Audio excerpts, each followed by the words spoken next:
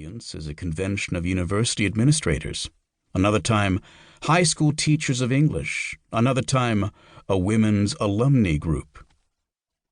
Mr. Rodriguez has written extensively about contemporary education. Several essays. I have argued particularly against two government programs, affirmative action and bilingual education. He is a provocative speaker. I have become notorious among certain leaders of America's ethnic left. I am considered a dupe, an ass, the fool, Tom Brown, the brown Uncle Tom, interpreting the writing on the wall to a bunch of cigar-smoking pharaohs. A dainty white lady at the women's club luncheon approaches the podium after my speech to say, after all, wasn't it a shame that I wasn't able to use my Spanish in school? What a shame. But how dare her lady-fingered pieties extend to my life? There are those in white America who would anoint me to play out for them some drama of ancestral reconciliation.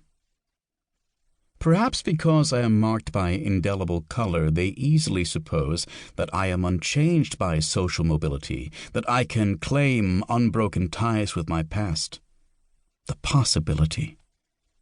At a time when many middle-class children and parents grow distant, apart, no longer speak, romantic solutions appeal. But I reject the role.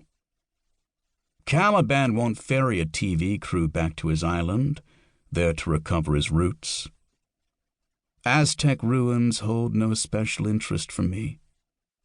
I do not search Mexican graveyards for ties to unnameable ancestors.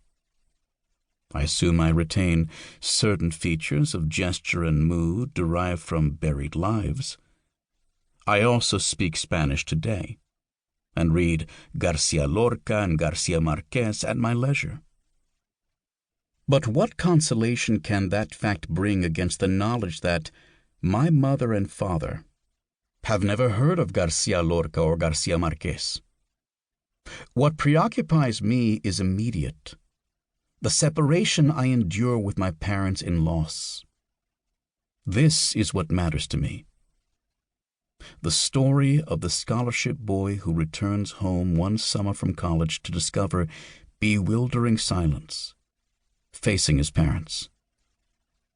This is my story, an American story. Consider me, if you choose, a comic victim of two cultures. This is my situation. Writing these pages, surrounded in the room I am in by volumes of Montaigne and Shakespeare and Lawrence. They are mine now. A Mexican woman passes in a black dress. She wears a white apron. She carries a tray of hors d'oeuvres. She must only be asking if there are any I want as she proffers the tray like a wheel of good fortune. I shake my head. No. Does she wonder how I am here, in Bel Air?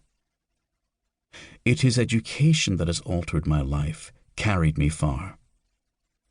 I write this autobiography as the history of my schooling. To admit the change in my life, I must speak of years as a student, of losses, of gains. I consider my book a kind of pastoral. I write in the tradition of that high, courtly genre. But I am no upper-class pastoral singer. Upper-class pastoral can admit envy for the intimate pleasures of rustic life as an arrogant way of reminding its listeners of their difference, their own public power and civic position. Let's be shepherds. If only we could. Unlike the upper class, the middle class lives in a public world lacking great individual power and standing. Middle-class pastoral is therefore a more difficult hymn. There is no grand compensation to the admission of envy of the poor. The middle class rather is tempted by the pastoral impulse to deny its difference from the lower class, even to attempt cheap imitations of lower-class life. But I still am a shepherd. I must resist being tempted by this decadent solution to mass public life. It seems to me dangerous because, in trying to imitate the lower class, the middle class blurs the distinction.